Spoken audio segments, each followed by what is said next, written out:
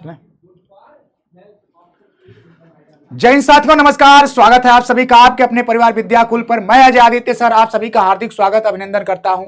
साथ ही आशा और विश्वास करता हूं आप सभी लोग स्वस्थ हैं, बढ़िया हैं, मस्त हैं। आप लोग की पढ़ाई लिखाई बहुत ही शानदार और दमदार चल रही होगी। तो एक बार तेजी से आप सभी लोग जुड़े होंगे तो एक बार हम लोग अपने सेशन को आगे करने से पहले आपसे रिक्वेस्ट होगी कि एक बार वीडियो को जरूर लाइक करके शेयर करिएगा और दोस्तों तक फैला दीजिए आपकी तरह। बहुत ही शानदार ये सेशन होने वाला है। इस सेशन में हम लोगों की जो बात होनी है दोस्तों, आज हम लोग कई क्वेश्चंस पर बात करेंगे कि आपके मासिक परीक्षा में प्रश्न कैसे बनाए जाते हैं, कैसे प्रश्न आते हैं। उन प्रश्नों पर मुद्दे पर हम चर्चा करेंगे, जिसमें हम लोग की बात होगी मुख्य रूप से कि कैसे ऑब्जेक्टिव क्वेश्चन आते हैं, कैसे सब्जेक्टिव आते हैं। उन सभी मुद्दों पर हम लोग की आज चर्चा होने वाली है। ये सेशन आपके लिए स्पेशली आपकी मासिक परीक्षा को टारगेट करके बनाया गया है। तो आइए दोस्तों, बिना किसी देरी के आज के हम लोग इस सेशन की शुरुआत करते हैं। और आज का जो सेशन होगा आप लोग के सामने जो रखा गया है आज का सेशन, इस सेशन की हम लोग की जो बात होनी है दोस्तों, हम लोग देखेंगे कई प्रश्नों के माध्यम से हम लोग अपने सेशन को आगे लेकर चलेंगे। तो चलिए बात करते हैं हम लोग दोस्तों अपने सेशन के बारे में। तो हम लोग का सेशन जो है ये प्रश्नोत्तरी श्रृंखला में है। क्या है? ये प्रश्नोत्तरी श्रृंखला में होगा और यहाँ पर हम लोग प्रश्नोत्तरी के माध्यम से देखेंगे कि क्या माहौल बनने वाला है। प्रश्नोत्तरी श्रृंखला में हम लोगों की क्या बातें होंगी। तो ये प्रश्नोत्तरी जो श्रृंखला है इसमें हम लोगों की बातें होंगी। तो प्रश्नोत्तरी श्रृंखला में देखिएगा बाबू, यहां पर हम लोग का जो प्रश्न होगा, सबसे पहला प्रश्न जो होता है आपका, ये सबसे पहला प्रश्न जो होता है इसमें क्या कहा जाता है प्रश्न नंबर 1 में कि नेपाल में कब तक संवैधानिक राजतंत्र था। तो नेपाल में संवैधानिक राजतंत्र की बात करते हैं मुन्ना। तो नेपाल में संवैधानिक राजतंत्र का मतलब क्या होता है?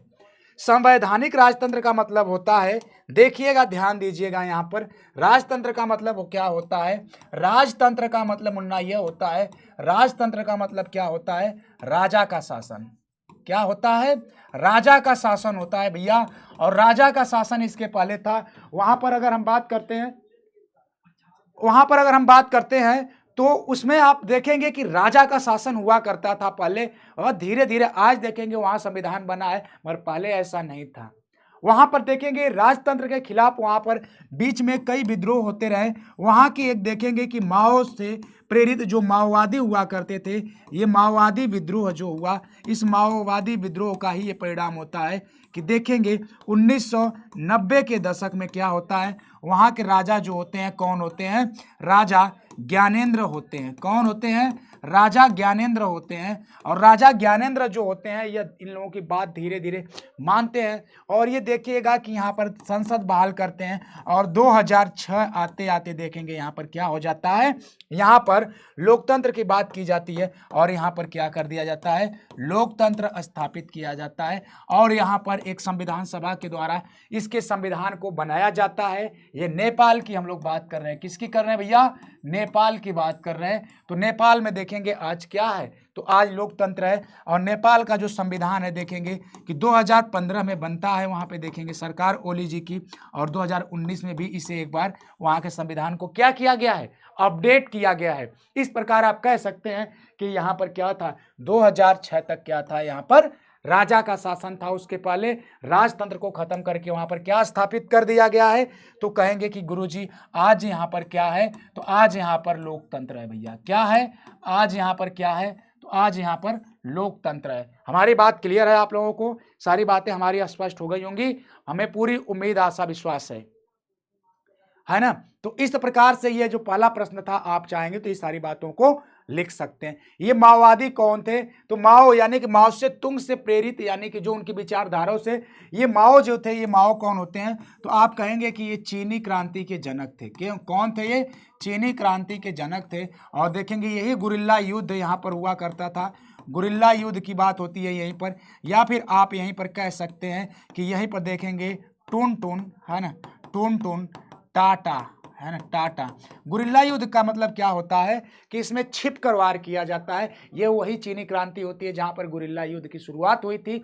और यही जो माओवादी होते हैं ये नेपाल में गुरिल्ला युद्ध छिप छिप कर रहे थे, जो अपनी मांग कर रहे थे, कह रहे थे राजशाही हटाई जाए, राजतंत्र हटाया जाए और यहाँ पर लोकतंत्र चाहिए, लोकतंत्र स्थापित होगा। और लोकतंत्र मतलब जनता का शासन चाहिए, और वह होता भी है। आज देखेंगे कि पूरी तरह से नेपाल कैसा है, एक लोकतांत्रिक देश है।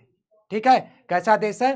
तो एक लोकतांत्रिक देश है। आइए आगे हम लोग बात करते हैं दोस्तों, आगे हम लोग बात करते हैं। तो यहां पर देखिएगा कि दक्षेश सार्क है ना, सार्क की स्थापना कब होती है दोस्तों? तो सार्क की स्थापना जो हुई थी यह 1985 में होती है। कब होती है? सार्क की स्थापना जो होती है भैया ये कब होती है? तो 1985 में होती है। ये सार्क की हम लोग बात करते हैं, है ना। तो इसकी स्थापना जो होती है, सार्क की स्थापना 1985 में होती है। आई होप कि आप लोगों को सारी बातें ये स्पष्ट तरीके से समझ में आ रही होगी। आइए आगे बात करते हैं हम लोग। देखिएगा श्रीलंका की बात करते हैं, तो श्रीलंका की महत्वपूर्ण समस्या क्या है? श्रीलंका क्या है? तो श्रीलंका की अगर हम बात करते हैं तो श्रीलंका, आप देखिएगा श्रीलंका की मुद्दा की हम बात करेंगे तो श्रीलंका भाई क्या है? तो आप कहेंगे श्रीलंका जो है ये दक्षिण एशियाई देश है। क्या है? श्रीलंका एक दक्षिण एशियाई देश है, साउथ एशिया का देश है। दक्षिण एशियाई देशों में आप देखेंगे भारत है, उसके बाद अफगानिस्तान, पाकिस्तान, नेपाल, बांग्लादेश, भूटान और ये श्रीलंका भी है। तो ये देखेंगे कि ये क्या है? तो आप कहेंगे कि गुरुजी ये जो है श्रीलंका क्या है? तो श्रीलंका देखेंगे, श्रीलंका आपका क्या है? श्रीलंका जो है भैया यह क्या है? ये दक्षिण एशियाई देश है। दक्षिण एशियाई देश, दक्षिण एशियाई देश का मतलब क्या होता है कि ये दक्षिण एशिया में शामिल है। कहाँ पर शामिल है? दक्षिण एशिया में। देखेंगे जैसे ये भारत का मैप आपको दिखता है ना, ये क्या है? ये भारत का मैप है और इस भारत के मैप में आप देखिएगा तो आपको मिल जाएगा दक्षिण एशिया की बात करेंगे तो, है ना। दक्षिण एशियाई देश है ये। दक्षिण एशियाई देश में ये भारत के सन्निकट, कहाँ पे? भारत के सन्निकट। ये देखिएगा कि ये यहाँ पर क्या है? ये यहाँ पर ये क्या है? ये आपका क्या है? श्रीलंका है। क्या है? ये श्रीलंका है। और श्रीलंका की बात करते हैं दोस्तों, तो श्रीलंका का वैसे तो सीमा विवाद रहता ही रहता है, सीमा विवाद रहता ही रहता है, मगर वहाँ की सबसे प्रमुख एक समस्या है मुन्ना, वहाँ की जो सबसे प्रमुख समस्या है वह क्या है? यहाँ की सिंहली जाति और तमिल जाति संघर्ष के। क्या है? सिंहली जाति और तमिल जाति संघर्ष है। यानी कि ये जो दोनों जातियां हैं, वहां पर जो श्रीलंका में सबसे बड़ी समस्या क्या है? तो श्रीलंका में जो सबसे बड़ी समस्या है वह देखेंगे वहां पर जातीय संघर्ष है। जातीय संघर्ष किस प्रकार से मुन्ना? तो आप कहेंगे जातीय संघर्ष गुरुजी इस प्रकार है, जो सिंहली होते हैं यहाँ पर क्या होते हैं? ये सिंहली जो होते हैं ये क्या होते हैं? ये श्रीलंका के क्या थे? ये मूल निवासी। ये क्या थे? श्रीलंका के ये मूल निवासी थे। और यहाँ पर बात करते हैं कि जो यहाँ एक जाति है तमिल जाति है, ये भारत के तमिल जाति जो होती है, ये तमिल जाति के बीच में क्या होती है? ये भारत की जो तमिल जाति, यहाँ पर इन दोनों के बीच में क्या चलता है? घमासान चलता है। ये जो इन दोनों के बीच संघर्ष चलता है, यही संघर्ष श्रीलंका की सबसे महत्वपूर्ण समस्या है। हमें उम्मीद है आप लोगों को यह बात एकदम स्पष्ट तरीके से समझ में आ गई होगी कि यहाँ जो ये संघर्ष है ये दो जातियों के है मध्य है, ये सिंगली जाति और तमिल जाति, है ना। देखिएगा सियाचिन विवाद किन दो देशों के बीच में है? तो सियाचिन विवाद जो होता है भाई, ये सियाचिन विवाद जो होता है भारत और पाकिस्तान के बीच में। किसके बीच में है? भारत और पाकिस्तान के बीच में है। भारत पाकिस्तान के बीच में देखेंगे सियाचिन ग्लेशियर जो है, इस सियाचिन ग्लेशियर पर भारत कहता है वो तो भारत का ही हिस्सा है, मगर पाकिस्तान भी इस पर अपना हक जताता रहा है। पाकिस्तान भी इस पर क्या करता रहा है? ये भी कहता रहा है कि नहीं हमारा अधिकार है, इस पर वो करने का प्रयास भी करता रहा है।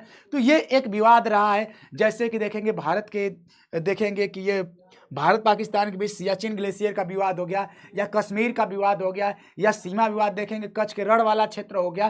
तो ये विवाद कई पाकिस्तान के साथ भारत के अभी तक बरकरार हुए। उन्हीं जो विवादों के बीच एक सियाचिन का भी विवाद है, जो सियाचिन ग्लेशियर का भारत और पाकिस्तान के बीच का जो सियाचिन ग्लेशियर है, इस पर इन दोनों के मध्य अभी भी चलता रहता है। ठीक ना? आइए, स्पष्ट है। देखेंगे दक्षिण एशिया का वह कौन सा देश है जिसकी स्वतंत्रता में भारत की महत्वपूर्ण भूमिका रही है? भैया देखेंगे कि दक्षिण एशियाई देशों में सबसे महत्वपूर्ण भूमिका जो रही है वह किस देश की रही है? तो देखेंगे कि भारत जो होता है, बांग्लादेश को आज़ाद कराने में भारत की सबसे महत्वपूर्ण भूमिका थी। किसकी महत्वपूर्ण भूमिका थी?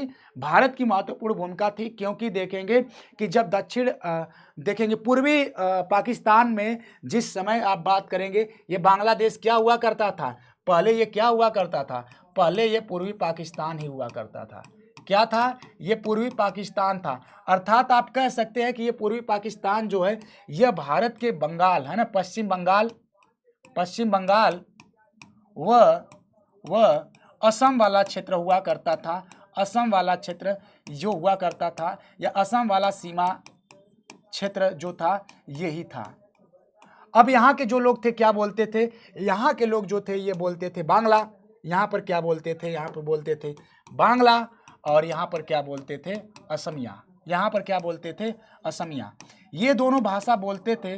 और ये जब देखेंगे कि भारत से पाकिस्तान अलग हो जाता है, तो ये जो बांग्लादेश वाला ये जो क्षेत्र होता है, ये कहाँ पे चला जाता है, ये पूर्वी पाकिस्तान हो जाता है। अब ये पूर्वी पाकिस्तान हो जाता है और ये दूसरी साइड पश्चिमी पाकिस्तान होता है। तो पश्चिमी पाकिस्तान और पूर्वी पाकिस्तान में बड़ा विवाद देखने को मिलता है। विवाद इस कदर मिलता है कि देखेंगे कि पूर्वी पाकिस्तान जो है वह ये पश्चिमी पाकिस्तान का तो हिस्सा था ही, पाकिस्तान का हिस्सा था, मगर पश्चिमी पाकिस्तान जो था ये पूर्वी पाकिस्तान को काफ़ी देखेंगे कि दबाने का और अपना दबदबा बनाए रखने का प्रयास करता था। इसीलिए देखेंगे कि पूर्वी पाकिस्तान में एक होते हैं शेख मुजीबुर रहमान, ये नेता होते हैं। इनके नेतृत्व में आंदोलन चलाया जाता है, और आंदोलन जो होता है ये देखेंगे पश्चिमी पाकिस्तान के खिलाफ होता है। और इनका आंदोलन काफ़ी हद तक सफल तब होता है जब ये भारत की शरण लेते हैं, और भारत इनको शरण देता है। और उसके बाद देखेंगे कि बांग्लादेश को ही आज़ाद करने के लिए, यानी ये जो क्षेत्र होता है पूर्वी पाकिस्तान का, ये पाकिस्तान से देखेंगे इसको आज़ाद करने के लिए 1971 में भारत ने क्या कर दिया था, पाकिस्तान से इंडो पाकिस्तान वार भी हो गया था। इंडो पाकिस्तान वार भी हो गया था। कब भैया, तो 1971 में। क्यों हुआ था, क्योंकि ये बांग्लादेश को आज़ाद करवाया गया था भारत के द्वारा। इसलिए कह देंगे, यहाँ पर आंसर हो जाएगा कि जो दक्षिण एशिया का ये जो देश है बांग्लादेश, ये बांग्लादेश को स्वतंत्रता में भारत की सबसे महत्वपूर्ण भूमिका इस कदर होती है कि इसको आज़ाद कराने के लिए भारत पाकिस्तान से 1971 का युद्ध कर डालता है। क्लियर है, सब कुछ स्पष्ट होगा, किसी को कोई दिक्कत नहीं होगी। यहाँ तक हमें पूरी आशा और विश्वास है ना, पूरा आशा और विश्वास है, किसी को कोई दिक्कत नहीं होगी। चलिए, दक्षेश का मुख्यालय कहाँ है भैया? दक्षेश का मुख्यालय की अगर बात करते हैं तो ये काठमांडू है। काठमांडू कहाँ पर है, तो देखेंगे नेपाल की राजधानी है। क्या है, नेपाल की जो राजधानी है, इस नेपाल की राजधानी काठमांडू में जो है, काठमांडू में क्या है, यहाँ पर देखेंगे दक्षेश का मुख्यालय है, जिसकी स्थापना 1985 होती है। क्लियर है, किसी कोई दिक्कत नहीं होगी। आप उत्तर ऐसे लिखते चलेंगे। आपके अनुसार 21वीं शताब्दी में भारत पाकिस्तान में तनाव का प्रमुख कारण क्या है, तो ये आतंकवाद है। क्या है, सबसे बड़ा प्रमुख क्या है यहाँ पर भारत और पाकिस्तान के बीच आज सबसे बड़ी समस्या क्या हो जाती है, आतंकवाद। क्योंकि क्या करता है आतंकवाद को पाकिस्तान क्या करता है, पाकिस्तान देखेंगे बढ़ावा देता है। क्या करता है, बढ़ावा देता है। और साथ ही साथ क्या करता है, सैन्य प्रशिक्षण भी देता है। आतंकवादियों को क्या करता है, वहाँ पर प्रशिक्षण भी देता है कि लो भैया प्रशिक्षण, भारत पर कैसे अटैक करोगे, क्या करोगे, प्रशिक्षण भी देता है। इसलिए भारत इससे क्या करता है, जलता है। जलने का मतलब ये होता है कि उससे क्या करता है, बहुत ज़्यादा नहीं, बहुत ज़्यादा उससे क्या करता है, इसकी इस गतिविधि से बहुत ज़्यादा क्रोधित होता है कि भाई तुम आतंकवाद को क्यों बढ़ावा दे रहे हो। तो ये जो है देखेंगे 21वीं शताब्दी में सबसे मुख्य कारण है भारत और पाकिस्तान के बीच। वैसे तो कई और भी मुद्दे हैं, भारत पाकिस्तान का देखेंगे कि सीमा विवाद भी है, और उसके बाद काफ़ी नदी जल विवाद भी है ना। देखेंगे ग्लेशियर का जो है ये भी विवाद है, सियाचिन ग्लेशियर वाला विवाद है। तो ये इन कई विवादों के साथ साथ एक आतंकवाद का भी देखेंगे कि ये विवाद का सबसे प्रमुख कारण है। क्या है, ये सबसे प्रमुख कारण है। स्पष्ट होगा, हमें पूरी उम्मीद है कि ये बातें आपको एकदम पूरी तरह से स्पष्ट होंगी, किसी कोई दिक्कत नहीं होगी। ठीक है, एकदम स्पष्ट है। आइए आगे देख लेते हैं हम लोग। आगे बात होती है कि श्रीलंका को कब स्वतंत्रता प्राप्त हुई थी। तो श्रीलंका की बात करेंगे तो श्रीलंका में दोस्तों देखेंगे 1947 में 1947 में कौन आज़ाद होता है, 1947 में भारत आज़ाद होता है। कौन, भारत आज़ाद होता है। और उसके बाद अगर बात करते हैं कि 1948 में क्या हो जाता है, दक्षिण एशियाई देश 1948 ईस्वी में जो होता है ये दक्षिण एशियाई देश होता है, ये श्रीलंका हो जाता है। कौन हो जाता है, श्रीलंका हो जाता है। क्लियर है, एकदम क्लियर है, स्पष्ट है। तो आपका आंसर क्या हो जाएगा, 1948। श्रीलंका में किन दो जातियों के मध्य संघर्ष, अभी हमने बताया था सिंगली और तमिल। प्रश्न, किस देश को 8वें सदस्य के रूप में और कब दक्षिण सार्क का सदस्य बनाया गया? तो देखेंगे कि अफगानिस्तान को कब बनाया गया? अफगानिस्तान को देखेंगे दोस्तों, अफगानिस्तान की बात करते हैं तो ये अफगानिस्तान को देखेंगे 2005 में। कब? 2005 में सदस्य बनाया गया है दक्षिण का। ये अफगानिस्तान इस समय देखेंगे दक्षिण एशियाई देशों में शामिल होता है। ये अफगानिस्तान की बात करते हैं तो, है ना। दक्षिण एशियाई देशों की अगर हम बात करते हैं तो दक्षिण एशियाई देशों में आप देखिएगा दक्षिण एशियाई देशों की अगर बात करते हैं तो दक्षिण एशिया के देश जो होते हैं, दक्षिण एशिया के देश आप कहेंगे कि जब ऊपर से आप जाते हैं तो आप भारत से ही शुरू कर देते हैं। इसमें आपका भारत आ जाता है। कौन आता है? भारत आता है। और कौन आता है? भारत के साथ साथ देखेंगे आपका पड़ोसी पाकिस्तान आ जाता है। और उसके बाद देखेंगे कि श्रीलंका है ही है, श्रीलंका है। और कौन कौन सा है? श्रीलंका है, बांग्लादेश है। कौन सा है? बांग्लादेश है। और उसके बाद कौन सा है? भूटान है। कौन सा है?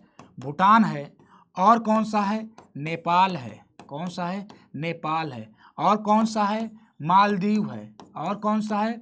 मालदीव है। और इसके साथ ही साथ देखेंगे कि ये आपका 7 हुआ और 8वां आपके अफगानिस्तान को भी रखा जाता है। अफगानिस्तान है। और अफगानिस्तान के साथ साथ देखेंगे अब इसी क्षेत्र के अंतर्गत म्यांमार को भी रख लिया जाता है। किसको रख लिया जाता है? म्यांमार को भी रख लिया जाता है। किंतु आप देखेंगे दक्षिण एशियाई देशों में चीन शामिल नहीं है। चीन नहीं है ना, चीन शामिल नहीं है। क्लियर है ये बात?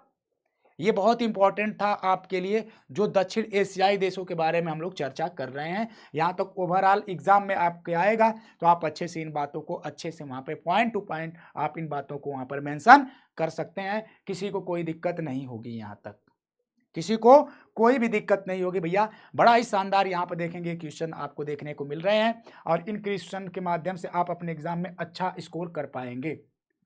2 अंक वाले जो प्रश्न होते हैं इनमें देखिएगा क्या बात होती है, इन पे थोड़ा सा ध्यान दीजिएगा। यहां पर होता है कि दक्षिण एशिया में सफल लोकतंत्र वाले 2 देशों के नाम बताइए। तो देखेंगे सबसे देखेंगे कि एक सफल भारत है और श्रीलंका है। क्या है? भारत है और श्रीलंका। भारत की अगर बात करेंगे तो भारत तो दक्षिण एशिया ही नहीं अपितु क्या है यह? अपितु भारत विश्व का सबसे बड़ा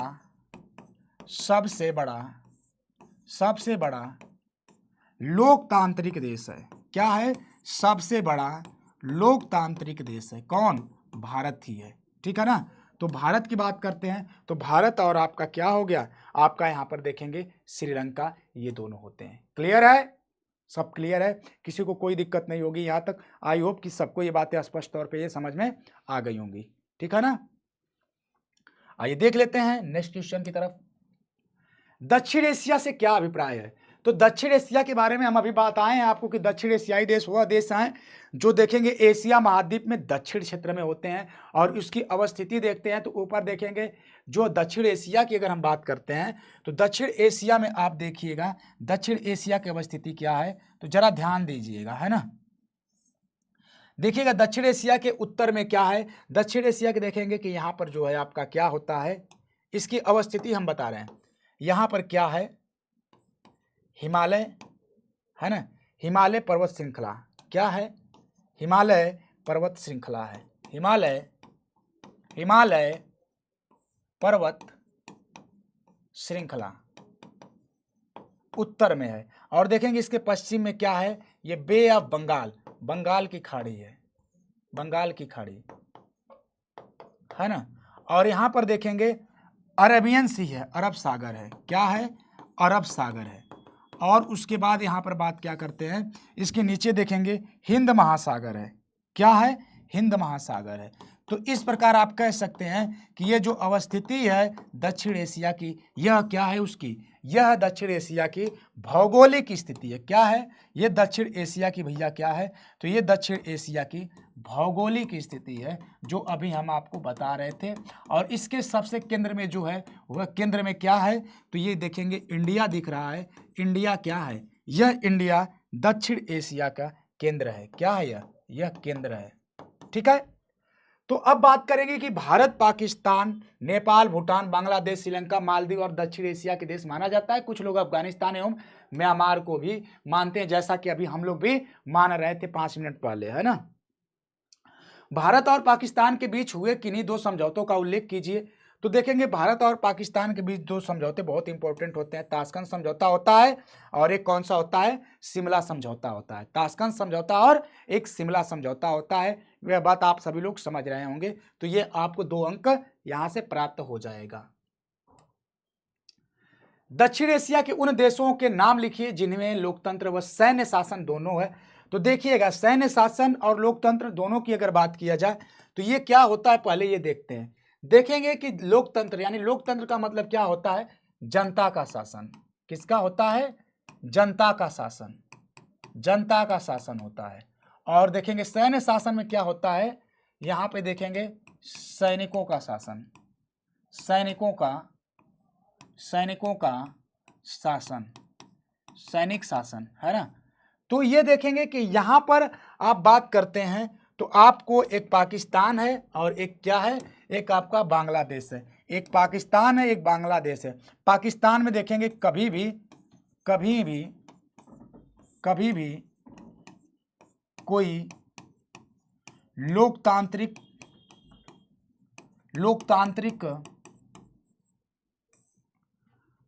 पार्टी अपना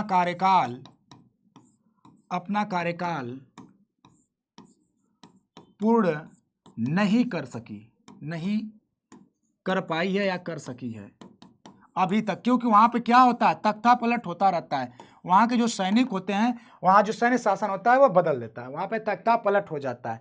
और बांग्लादेश की भी यही स्थिति रही है। वहां पर देखेंगे कि जब बीच बीच में बदलता रहा है यहाँ पर भी शासन।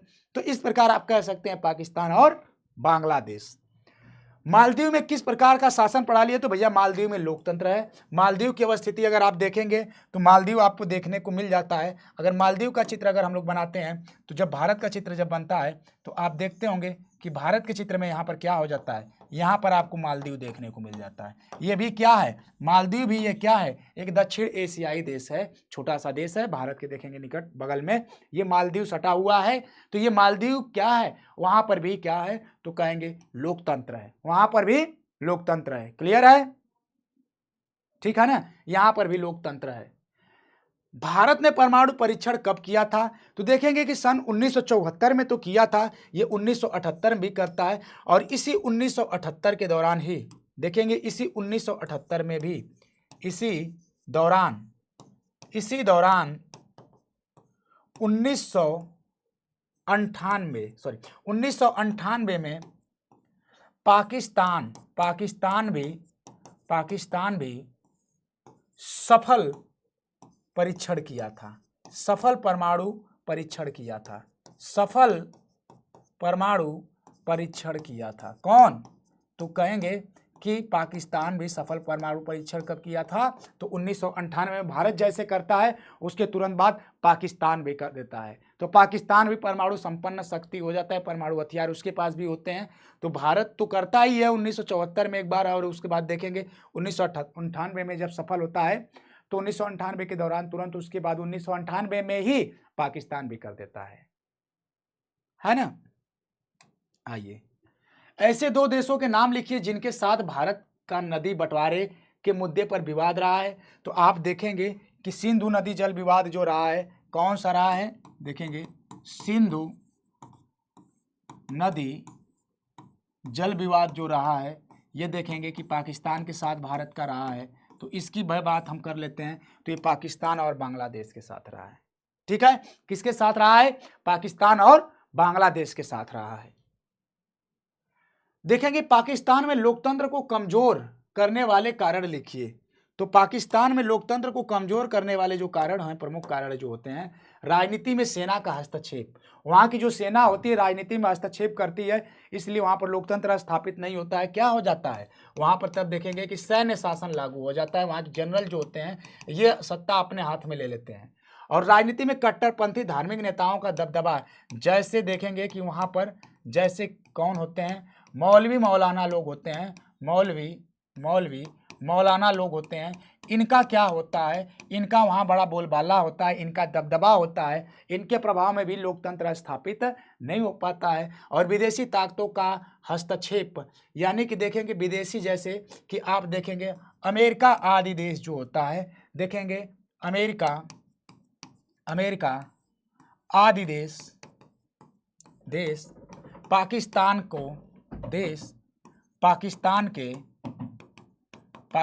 के लोकतंत्र का समर्थन नहीं करते हैं। समर्थन न करना भी वहां पे देखेंगे लोकतंत्र को कमजोर करता है, या यूं कह सकते हैं अंतर्राष्ट्रीय स्तर पर पाकिस्तान के लोकतंत्र का समर्थन न करना। और उसके बाद राजनीतिक दलों एवं नेताओं का संकीर्ण, वहाँ पे जो देखेंगे राजनीतिक दल हैं और उनके जो नेता हैं वो काफ़ी संकीर्ण होते हैं, संकीर्ण रूप में होते हैं, और स्वार्थ इत्यादि, वहाँ पर स्वार्थ वगैरह, और इसमें और भी देख सकते हैं आतंकवाद वगैरह भी रख सकते हैं। ये सारी कारण होते हैं जिससे कि वहाँ का लोकतंत्र क्या होता है, कमज़ोर होता है। हमें पूरी उम्मीद है कि यह बात आप लोगों को समझ में आ रही होगी। हमें पूरी उम्मीद है यह बात आप लोगों को समझ में आ रही होगी। आइए देखते हैं आगे। नेपाल में लोकतंत्र की स्थापना पर टिप्पणी कीजिए। भैया नेपाल की अगर लोकतंत्र की बात करते हैं तो 2006 तक संवैधानिक राजतंत्र था, वहां पर राजा का शासन था 2006 तक। कब तक? 2006 तक। और उसके बाद जन विद्रोह हुआ, लोकतंत्र की स्थापना, है ना। जन विद्रोह यहाँ पे देखेंगे कौन करते थे, जो माओवादी समुदाय के लोग थे। कौन थे? माओवादी समुदाय के लोगों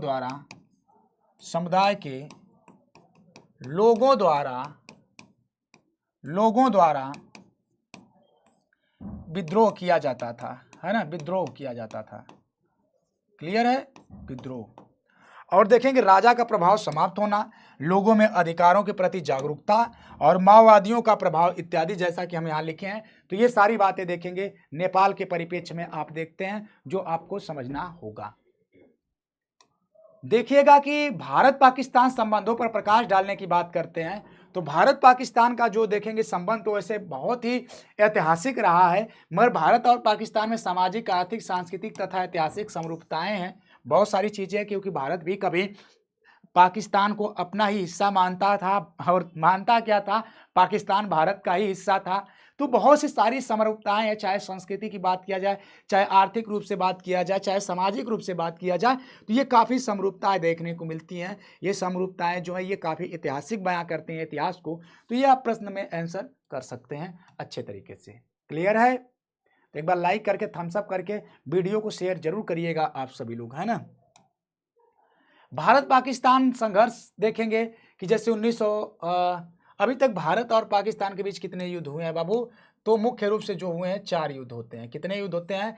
4 युद्ध होते हैं। देखेंगे 1947 से 48 में जब आज़ादी के बाद होता है, 1962 के दौरान होता है ना। 1962 नहीं, 1965, 62 वाला नहीं, भारत से नहीं होता है 62 में, 1965 में होता है, 1965 में होता है, 62 में तो चाइना से होता है। फिर 1971 में होता है, जो बांग्लादेश को आज़ाद करने का था, और 1971 के बाद 99 में कारगिल वाला होता है ना। तो ये देखेंगे कि ये सैन्य संघर्ष होता है। ये कश्मीर का मुद्दा होता है ना। क्या है?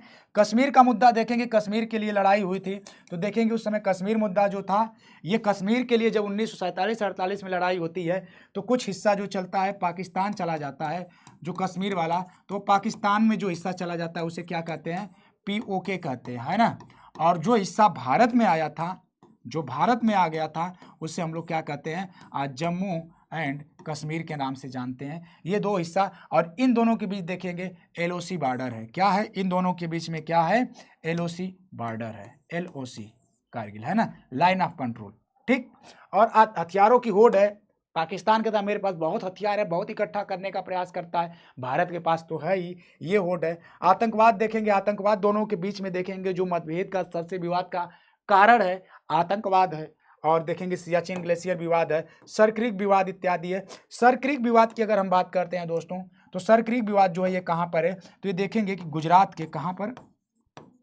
गुजरात के कच्छ एरिया में, है ना, कच्छ के क्षेत्र में, कच्छ के क्षेत्र में रण की जो एरिया होती है, रण वाली एरिया होती है, वाली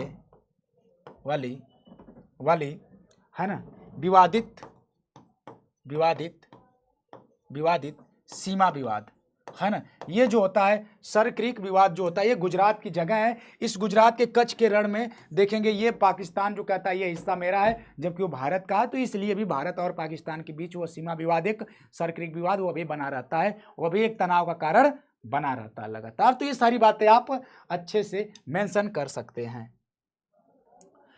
देखिएगा कि भारत पाकिस्तान सहयोग की संभावना वाले क्षेत्र सांस्कृतिक जैसे भारत की कुछ फिल्में होती हैं, गाने होते हैं, नाटक इत्यादि।